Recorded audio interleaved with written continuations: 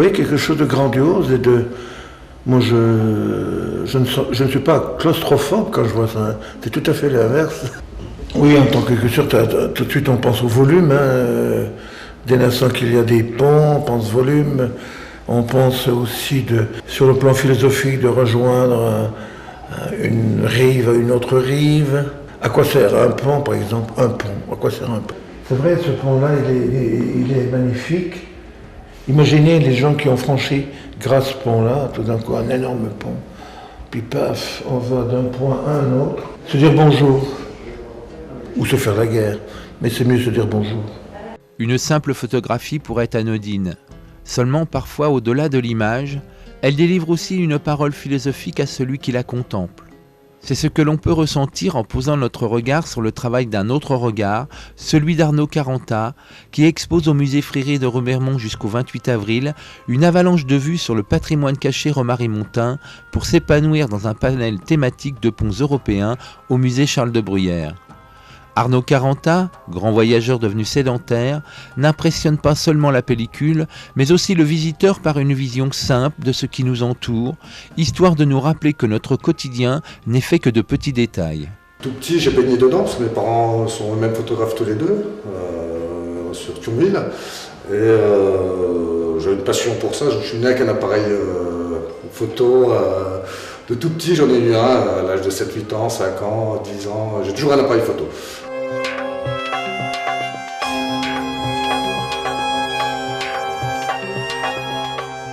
Moi, j'étais intéressé très tôt par les paysages. À la base, c'était les paysages et l'architecture. Donc, c'est vraiment un travail que j'ai toujours fait. C'est vraiment l'architecture, les paysages et un peu plus sur du travail de photographie abstraite. Mais ça rentre encore dans un autre domaine plus contemporain.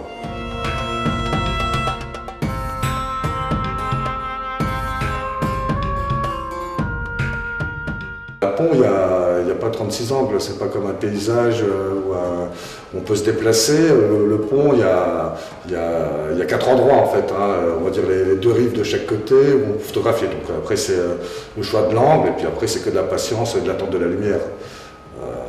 C'est que de l'attente en fait, de l'attente de la lumière, la bonne lumière. C'est ce qui fait qu'à ce moment-là je photographie ou je ne photographie pas. Si la lumière n'est pas bonne, il n'y a pas d'intérêt. Ou alors on fait de la photographie souvenir.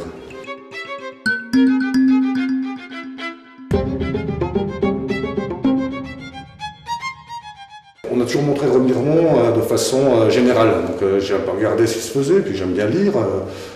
Me documenter, et puis j'ai vu qu'il y avait plein de photos sur Remiremont, mais des photos générales sur l'abbatiale, sur les rues,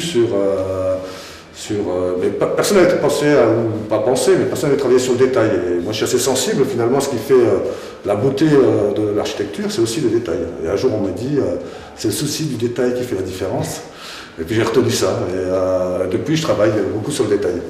C'est vrai que l'exposition des ponts est complètement différente, mais le gros de mon travail, c'est du détail.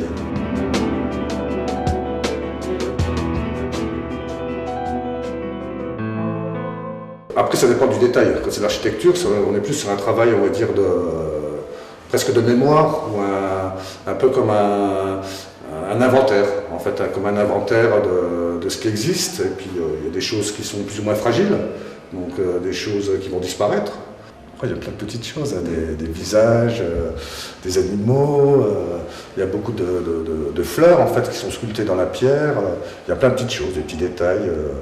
Et ce qui est marrant, c'est que finalement les romarismontains ou les autres personnes qui passent à Remiremont ne les voient pas forcément, parce qu'on passe tous les jours devant, et sans y prêter attention, sans faire attention, finalement ce qui est autour de nous, qui est tout près.